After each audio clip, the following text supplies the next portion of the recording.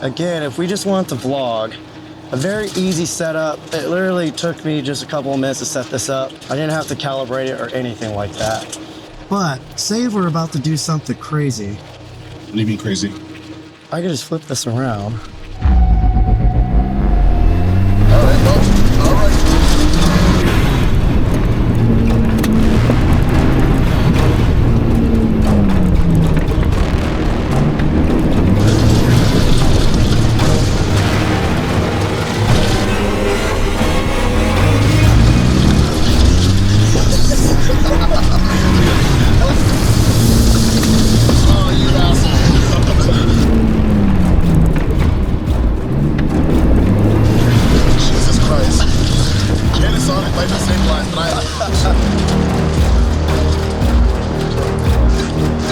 So say if we want to do something crazy like that. This is kind of the perfect setup to do with minimum setup. And we just controlled it all from the camera. You were just gonna warm it. You were just gonna do that, dust all of my entire body. Okay, take me back to Canada. I'm going home. This is crazy. Where's the snow? Yeah, where's the snow? I think I'm ready for snow again. All right, guys. This is the Move Max Pocket 3 arm. We just sent the Bronco out. We were going about 7 miles per hour up this road right here. And this was doing this. From the screen, it looked cool. What's cool about this setup is I could get my iPhone out. I could control the Osmo Pocket. I could control the gimbal head. This is like a $20,000 car rig system, but it's for the Pocket 3. Some people might think this is silly. I think it's fucking cool at the same time though. Sometimes when I go on adventures, I want to document it, and any little thing that kind of gets in my way makes me lazy enough to not want to do it. This little thing, it's a little suction cup. You just come over here, you put it on your car, you put it on there. You don't have to mess with any of this. It's all, they figured out how to rig it up so you don't have to do anything. Again, with this, I could shoot directly through the windshield and I could vlog through here. I could click the flip thing so that the camera will go and flip at the view. It's insane. The wireless mic directly connects to it. This is like the ultimate off-road cinematic vlog setup here. All right guys, for that first setup you saw, I did not set up the Pocket 3 right to the arm at all. So the way they designed this arm is to hold the Pocket 3.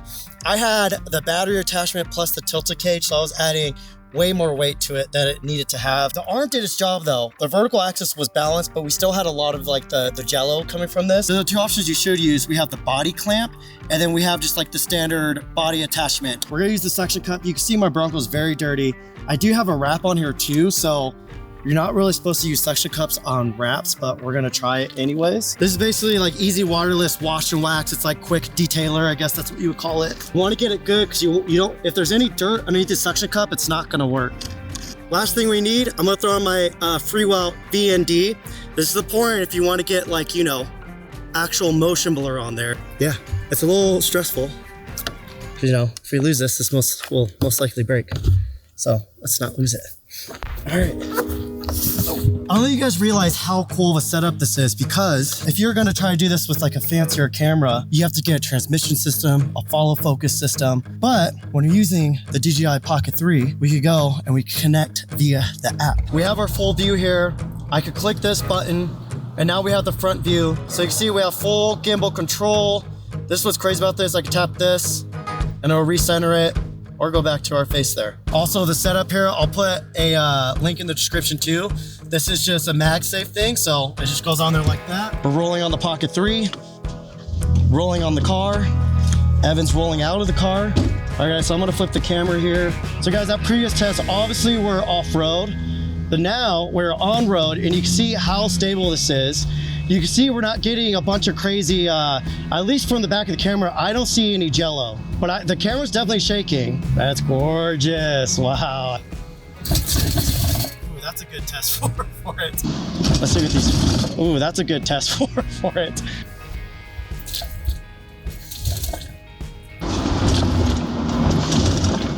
That's getting really shaken up. There's one other thing I want to check here. On the next pull off, I have a little secret weapon. Let's pull off right here. Let me flip this. So last thing I'm gonna test here, I'm going to put on this Insta360 vibration isolator. You see, this thing basically pivots on this little point here.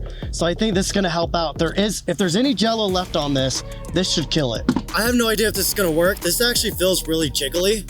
But you can see the arms slanted this way. We want it to have a little bit of air, so I'm gonna take off one of these counterweights here. Okay, so that's on there. Looks like it's doing what it's supposed to do. We'll see if this works. Moment of truth. Test, test, test. Like, how freaking cool is this? Say if I was like going on a road trip to Arizona or Utah, wherever I was going. Look at this. This is insane. I'm doing a freaking talking head setup through the windshield. Like, the production value of this is insane. It doesn't even matter that it's on the Pocket 3 and not like a full frame cinema camera. The fact that we're getting this setup is going to add so much production value to whatever you're trying to do. There's some bumps, let's see how that looks.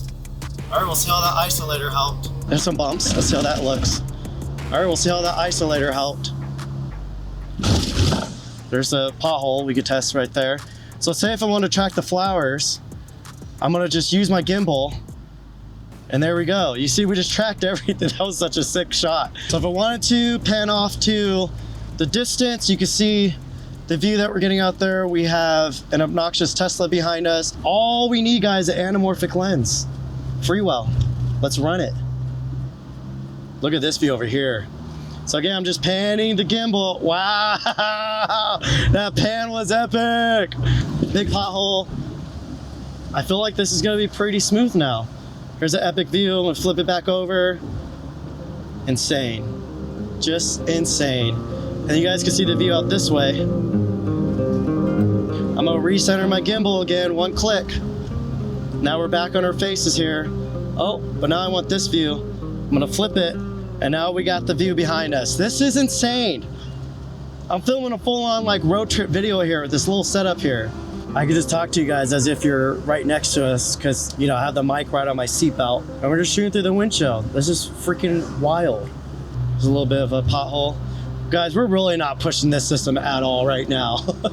You guys can see this is the lake. For my settings, I have it in auto ISO, but it can't go over ISO 800. The V&D set to 5, shutter speed's locked off at 1/50th.